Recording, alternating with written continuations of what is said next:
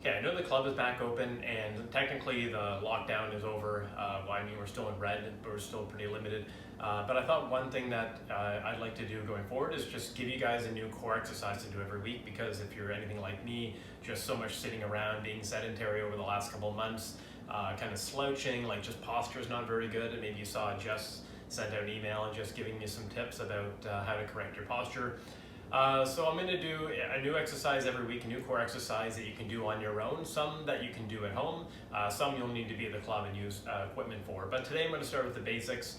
It's going to be the plank. And I did work with a trainer in BC for a couple of years, probably actually 3-4 years. And we never once did crunches or any kind of like traditional old core exercise. I think a lot of people, when they do those types of exercises, they actually end up straining their neck and their shoulders, and really they're not doing it properly. They're not actually, using their core to actually do those kind of movements. So I don't think you need to do any of those exercises if you want to have a strong core. Plank is basically about embracing your core, and there's a lot. It seems like very simple, like as long as your hands are down and your feet are down, then your knees are off the floor, then you're doing a plank and it's going to improve your core strength. But if you're not engaging your core, then you could be doing something more like a downward dog or really arching your back, and then you're really just not really gaining any significant strength in your core muscles. So today we'll look at maybe traditional plank and side plank a little bit. But I think one of the main things to remember when you're doing a plank, I mean, you can be here, you can be down here, you can do either one, but definitely want to make sure that you're not having this kind of a slouch. Okay, that's kind of the opposite of downward dog. I think it's, I can't remember the yoga term, or like this, right, where you're into a plank, and there you've just basically put all the emphasis of the strength onto your upper body. And a lot of people have a lot stronger upper bodies than they do their core. So that's what I see a lot, especially with a lot of juniors I've worked with. Something that I did a lot when I worked with my trainer is, like, if I was doing a plank, it was just simply putting like a cup or a marker on my back to make sure that I'm not slouching, and really being aware of my back and the angle that my back is. So I'm not like this, I'm not like this. The one, I guess, issue with this is you can actually slide it between your shoulder blades and kind of keep it in your back. So it doesn't necessarily mean you're doing the plank properly. So you do want to actually push your arms straight and really try to have your back high and also very flat. So it's actually better to have the marker a little more difficult to put it this direction, so you can't actually just squeeze it between your shoulder blades. So if you have someone around that can put it on your back, it's kind of hard to do it for yourself. This could be a really good mindset, and it just keeps you really focused on how you're doing the plank and if your technique's proper. So I know a lot of people like to focus on how long you do the plank for.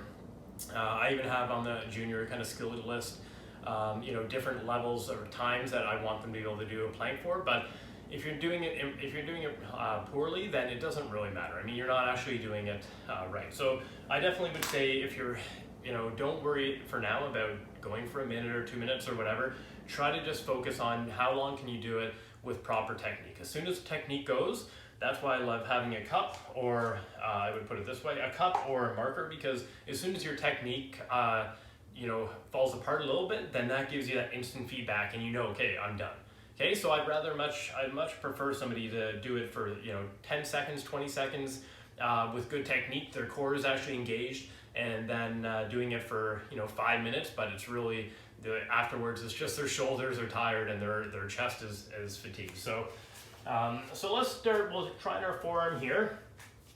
Okay, and I like to really think about when I'm doing my plank, elbow right underneath my shoulders. Okay, so not out like this, not like that.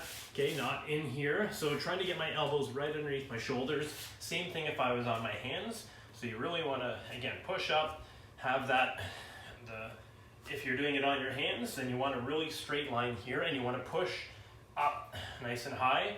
And another thing is you want to really feel that you're squeezing your belly button in towards your spine, right? So if you can be like this, and really my core can be pretty relaxed, right? If I'm not intentionally engaging it and trying to actually push it in towards your spine, it doesn't necessarily mean that you're doing the exercise well.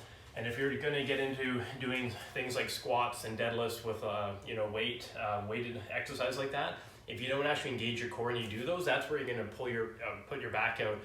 You're going to really hurt yourself. So you need to really learn how to turn your core on before you do an exercise like that. That'll make a big difference in lunging, squats, deadlifts, all those exercises that are really good for squash players. Okay, so let's go take a look. We'll start forearms here. And again, right now, I'm gonna try to get my elbows under my shoulders. Hands can be here, here. A little bit more difficult barefoot. So if you wanna wear shoes, that's fine. But I'm right now just trying to make my back very flat. Make sure I'm squeezing my belly button in towards my spine. And even if, it's kind of difficult for me to put this on my own back. But the idea is you want to be as flat as a table. So you're really trying to visualize maybe something on your back, even if you can't get something onto there. Okay, and there's a lot of variations you can do from this, but I'd say 90+% of people need to actually perfect the proper plank first before they get on to anything else. So I'm not sure if I can actually get this on my back, but I'll see. But basically, it's really good feedback. And then here, try and get on my hands. Trying to push up, make sure my arms are nice and straight.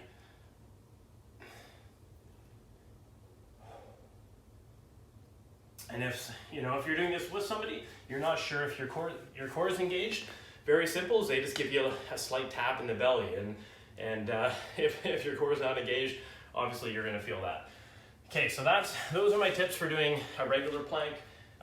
For a side plank, I'm not gonna use these, but same idea is gonna be whether you're doing it on your hand, forearm, you wanna still have that straight line, take the strain off of your upper body.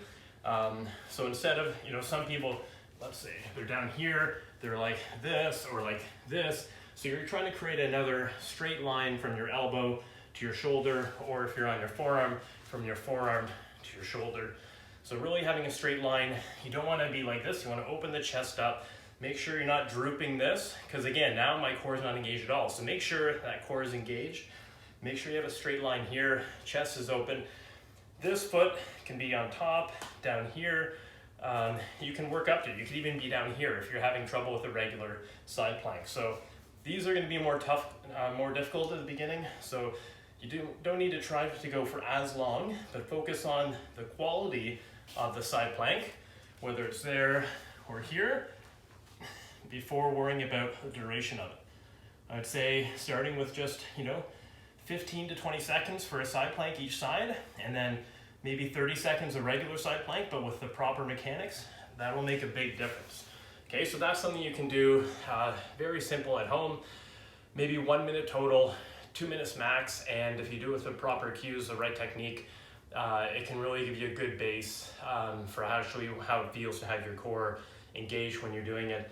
And then there's different types of exercises where your core is engaged and then you need to relax it and then produce power. So this is a little bit more, this is an isometric exercise, same as like a wall sit, maybe holding a lunge, something like that. So you're basically needing to maintain that strength in your stomach and in your core so you can maintain the proper posture.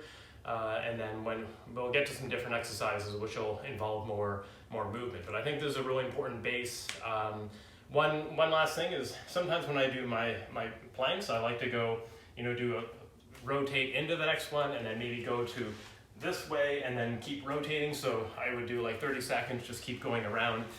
So I kind of like that kind of exercise, and really remember your core isn't just here, and it's not about having a six pack. It's like having good strength and support all around your spine. And that's going to give you the best chance of probably playing better squash, not getting injured, less back problems.